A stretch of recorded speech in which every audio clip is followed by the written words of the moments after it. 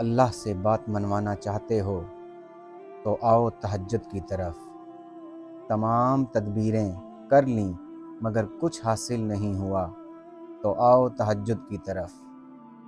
ہر رات تمہارا رب تمہیں آزماتا ہے، تمہیں پکارتا ہے کوئی جو مجھ سے مانگے اور میں عطا کروں؟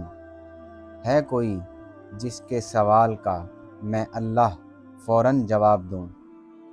تم آؤ تہجد کی طرف، اور اگر آ گئے تو سمجھ لو کہ اللہ کے قریب آ گئے۔ لا حاصل کو حاصل کرنا چاہتے ہو تو آؤ تہجد کی طرف۔ اپنی دعا کے لیے کن فیکون کا انتظار ہے تو آؤ تہجد کی طرف۔